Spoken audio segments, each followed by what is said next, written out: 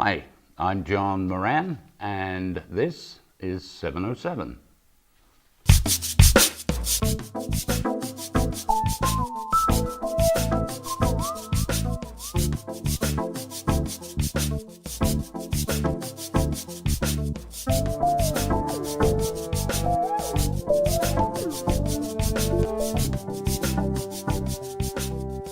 There's a little cafe in the depths of Petaluma, if there are depths there, run by a tripartite of 2 immigrants and 1 not, and it's called Aqus Cafe.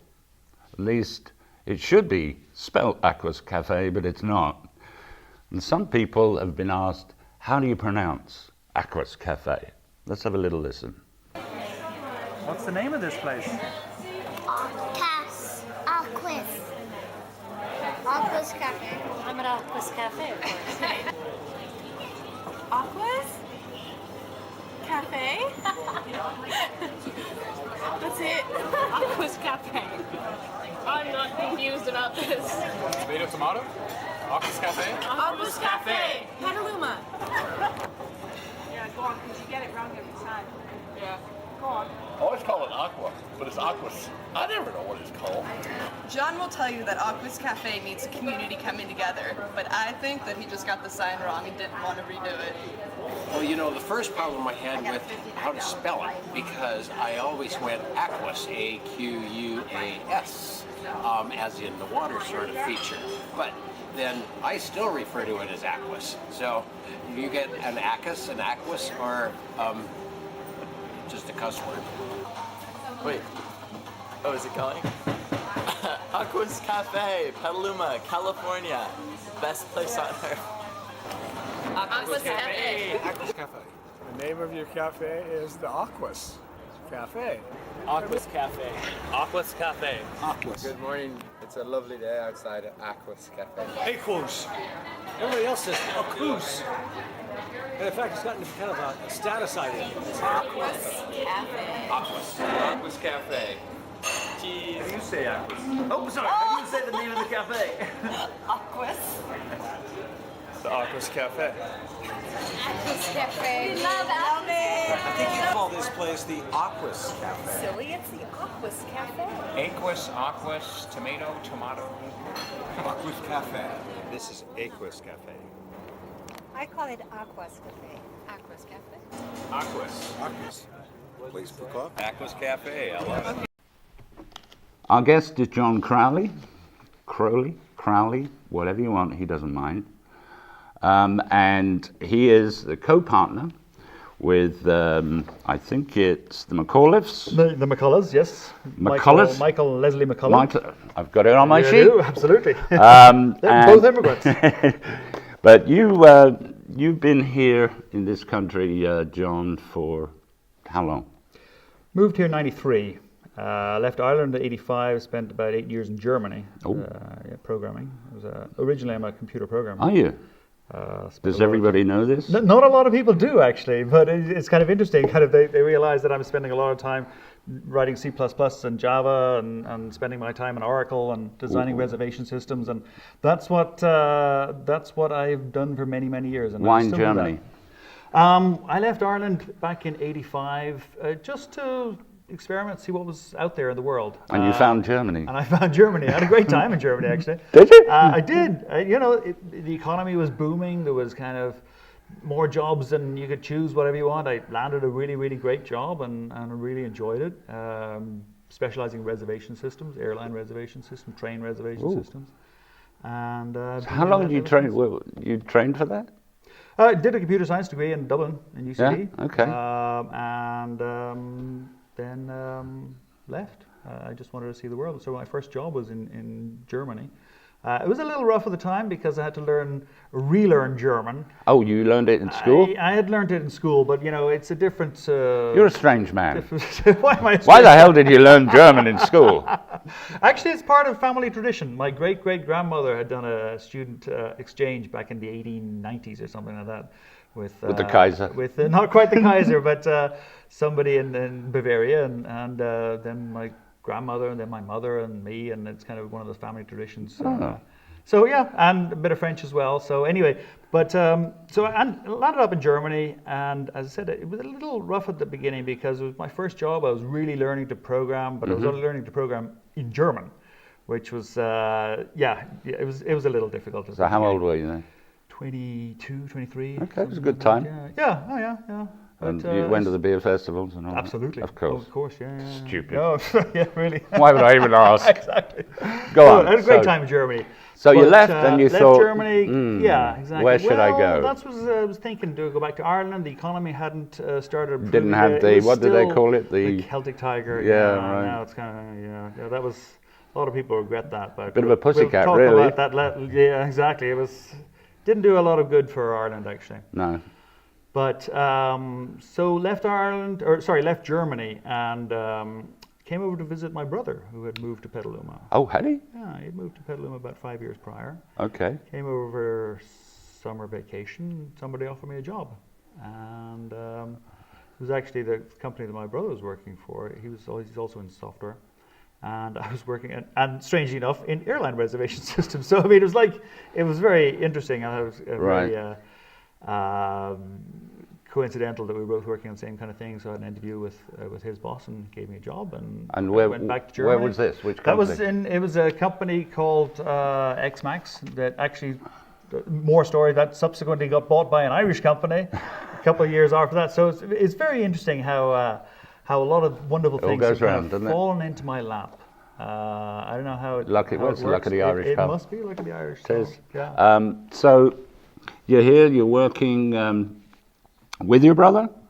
We'd worked together for a long time, and then the Irish company spun us off, and so I still do the reservation systems. Oh, you still? Yep. Oh, good for you. Yeah. Okay, you've got to make money. That's what pays a lot of the bills. Absolutely. So, okay, you're working here. You're a new boy in town. You're in Petaluma. What did you first think when you came? Well, first thing I thought when I came was, I mean, I love the town. You did? You got to love the town. It's a fantastic place. But it was kind of, well, how do I get integrated? Yeah, the same thing happened to me in Germany. You know, I arrived in Germany, didn't have any friends. How do you find your peeps? You know, so in Ireland, as you may know, you go down to the local pub. Right. And in Ireland, everybody's there. Or you go down the club. Whatever, yeah. But it's the third space, if you will. You know, right. Your first space, your work. Second is first is your home. Second is your work, and your third is anywhere where you develop a sense of belonging, a sense of place, and where you meet other people, other human beings, and it's make not friends. a bar. Exactly. No, it's not a bar, and that's what happened. I went down to some of the bars, and it's kind of. It's the sort of bar you used to stay away from. I mean, nothing the matter with bars. I mean, they're great fun, but I wanted a place a little bit more like the pub, the public house, where it's kind of multi-generational, multi-everything, and so I didn't quite find that in the beginning. Right. And you know, typically most of our friends, and I'm generalizing here, are made through our children. Yeah. Through our place of work or a place of worship. Mm-hmm. And so I didn't go to church. We didn't have kids at the time, and I worked with a couple of other computer programmers. Yeah. So it was kind of. And they're famous for their recklessness, aren't they? No, I shouldn't knock it because they're great friends of mine, my brother included. But it was interesting to look at that as a kind of a social problem of, well, how does one make friends? How do you find the people you want to hang out with? And so that was a problem for me. Okay. So, you know, we moved along, we had kids, and things started getting better, and So. And then you saw this building. Well, back up just a little bit. Go on then. Kids were about 4 and 5, and Saturday night was, we had been pretty sociable beforehand, you know, dinner parties and stuff like that, and we went out a lot. Oh, gosh. Yeah, it was normal. It was regular, you know. Okay. But Saturday night had kind of, and I'm exaggerating here, but it was kind of, honey, I'm going to the video store. What am I going to pick up? You know, that was the days when we Right. didn't have streaming stuff. You know, it was before the internet nearly. Okay. And I kind of thought, wow, you know, there's a lot of people out there who are in the same boat as us and want to have just conversation, adult conversations, and get to know each other. So we started this thing called the Petaluma Pub Crawl. Okay, I'm going to stop you there. Yeah. We're going to have a quick break, Yeah. and we'll be right back. All right. We should be right back. Do not flip.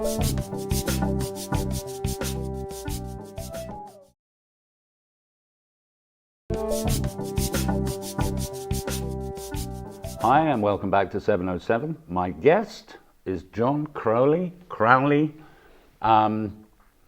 It's wherever he is, you pronounce it how you like. And we were talking about your arrival in the States and essentially trying to find a place where you can meet people like you.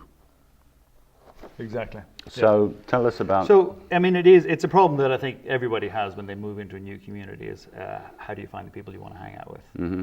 And so I came up with this idea of the Petaluma Pub Crawl. And what I did is I sent an email out to, this was kind of early days when not many people had email. So I sent an email out to 10 of my friends and said, let's meet up. It was a Saturday night, and I sent an itinerary out. We were going to meet in Volpe's at 8 o'clock, and then we went over to Graziano's, and then we went over to someplace else. You know, spent an hour in each place. Essentially to see who's left standing? Well, the whole point about it was, I'll go into that later. But the idea of it was, and so 15 people showed up. First one, it was great. We got to know a whole bunch of new people, and then I realized I was onto something. That people really appreciated this. Just go out, have a couple of drinks, and just get to know who's in your community. Mm-hmm. So what was happening, it morphed a little bit. I'll fast forward a couple of years. I got into the idea of having these things every 2 or 3 months. So not too often, but not like once a year. So probably about 3 times a year, 4 times a year. So people would have enough time to arrange for babysitters, plan it a little bit ahead.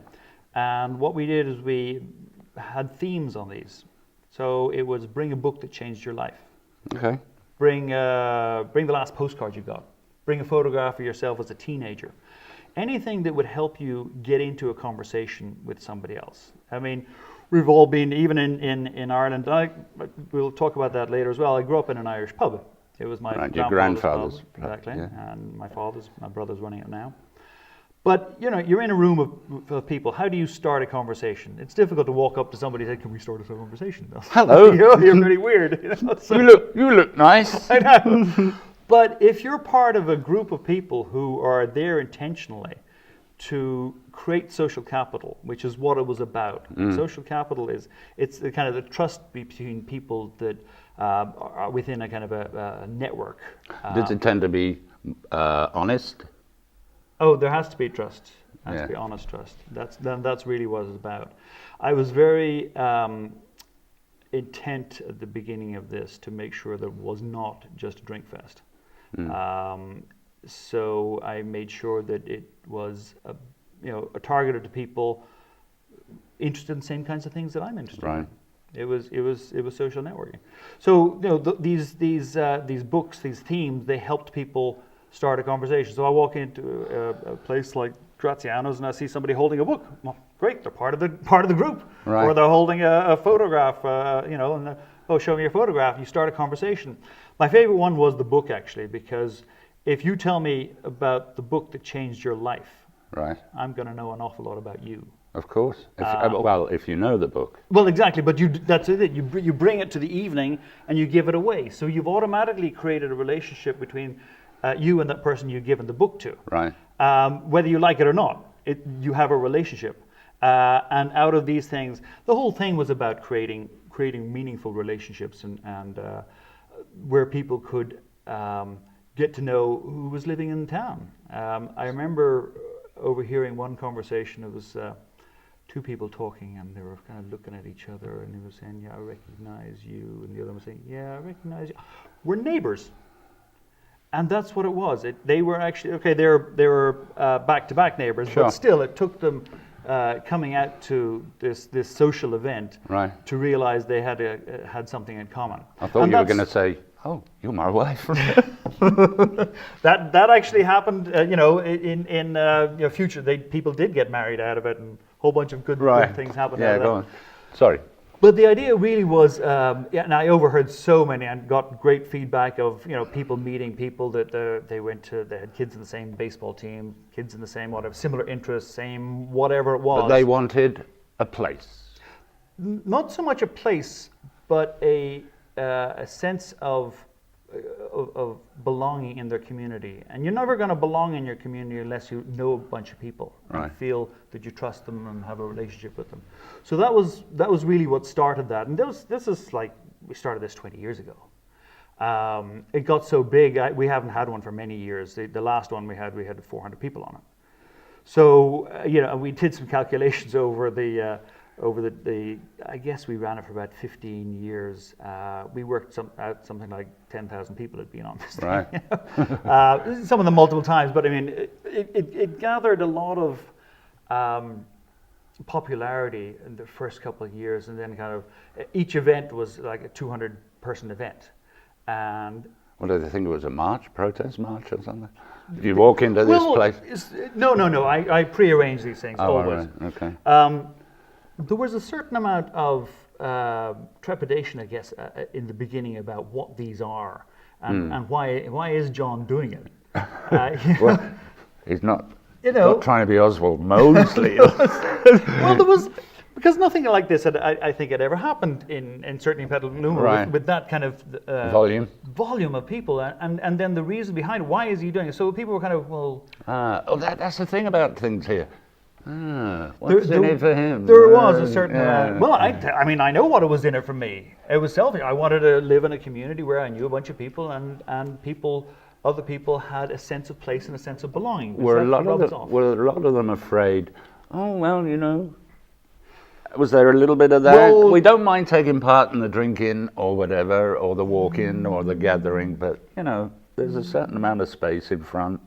No, the most, what I recognize most was I tell people I'd run this thing, say, oh no, I don't drink. Was immediate reaction. Well, I'm not asking you to get Stocious. have a glass of wine. There was many people there who just come and drink water or sodas or whatever. It was not about drinking. Right. It really was about the connections that are made, and it was over time they got it. Oh, absolutely. Oh yeah. Okay. So we need to get to Aqus at some stage during this conversation, or else what the hell's the point? Why did you start Aqus? Why did you commit yourself to property, rent, all of that sort of stuff, to continue what you know, or what I believe, or may presume, that you felt was, I remember my grandfather, how he worked a bar, and your brother now. Yeah. I think I'm going to do the same, but I'm not going to do it their way. Let me come back to it, okay? Because we've got to wrap up for this section. Yeah. We'll be right back with John Crowley and the rest of 707. Keep watching. I shall come after you if you don't. We'll be back in a second.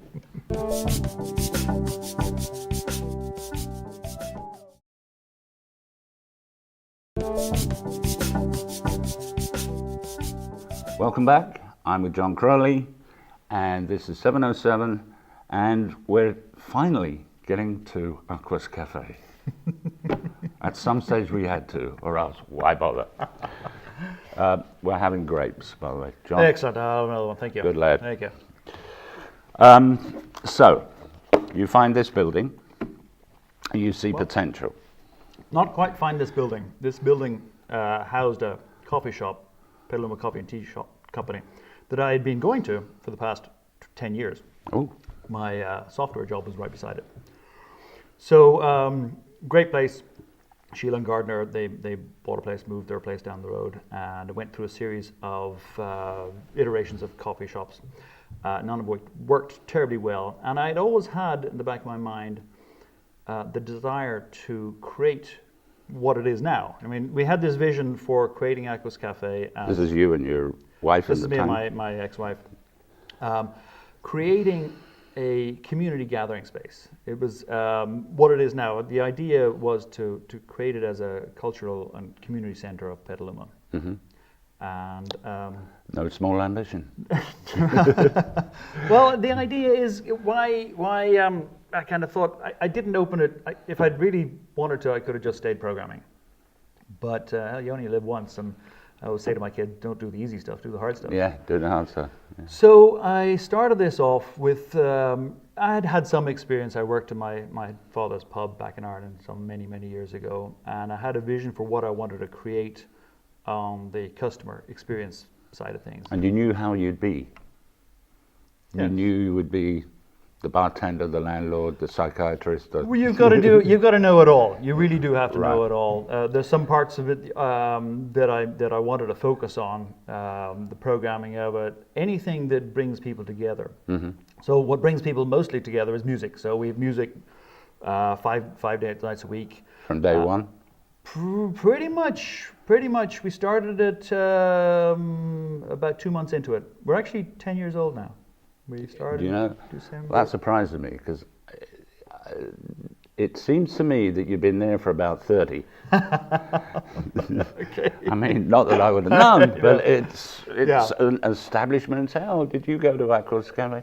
Yeah, I was there about 20 years ago. Wasn't there, pal. No, it's 10 years old now. And we started music pretty much the next month. So that's really the point of it, is gathering people together. And it's a different kind of experience to going into a bar or restaurant. Most things are designed, for example, we've taken a detailed attention to things like, for example, all around the walls, we've got a bench. Yeah. So you Oh, sit, right. and you're automatically connected to the next person sitting at the next table, whether you like it or not. Yeah. Those types of very small A bit like things. a French cafe or a brasserie or a bistro, and then a lot of the bars in Ireland just had benches. Exactly. That's all they had. That kind of thing. Couldn't afford chairs. Well, no, of course. But in the way that you go to a restaurant and you go there to eat, or you go there with a bunch of friends, you're not terribly interested in having a conversation with the people sitting at the next table. Whereas in Aqus Cafe, you are, and it's not. You can't help yourself. You can't help yourself, and it's kind of expected. People will get in conversation with the person next. How do you order your food? Well, you stand in line, you order it at the counter. Well, when you're in line, you're probably going to have a conversation with the person in front or behind you. Yeah. That's the kind of atmosphere that it is, and it promotes people getting to know each other. So how did the McCullers get involved with you? Well, about 2 years after I opened it, I realized that I needed somebody who knew restaurant experience. Because here I am, I'm a computer programmer. Right. I know what I wanted from the community aspect of it, but the operations part of it, it was not my forte. So I asked Michael and Leslie to join me. You knew them by then? I'd known them.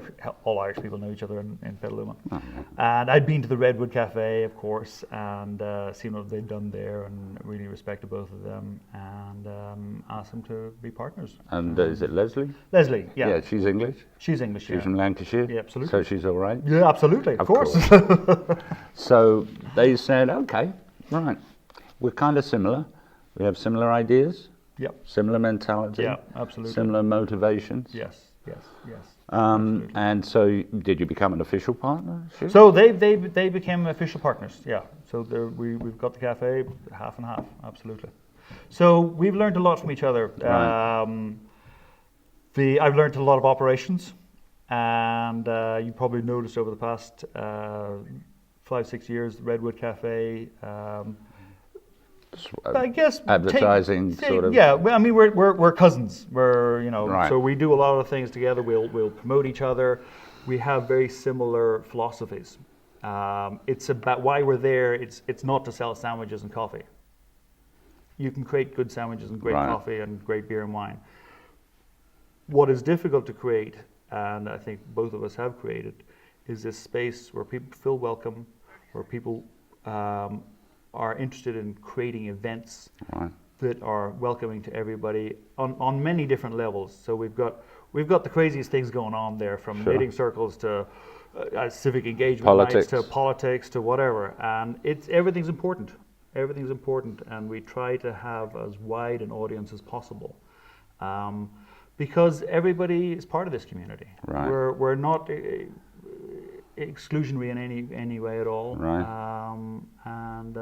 John, we have to have you back. It's over. Already? Already. Okay. Where does the time go? It's really over. One. Jesus. Well, we're going to have you back. I'm sorry. You're going to have to travel from Petaluma to Santa Rosa again. We've been talking to John Crowley from Aqus Cafe. And give us a web address, John, and also if there's a phone contact or email, just tell everybody. You can look in that camera. Look at that camera. Yeah. You can get me at john@aquascafe.com, and telephone number cafes is 707-778-6060, and this web address is aquascafe.com. How do you spell it? AQUS. It's pathetic, isn't it? Thank you very much, John. Thank you. Good to have you. Thank It's been you. great. Thank and you. we will have you back. Okay, I look forward to it. Okay. That's all from 707. We'll see you, hopefully, another time. Good night.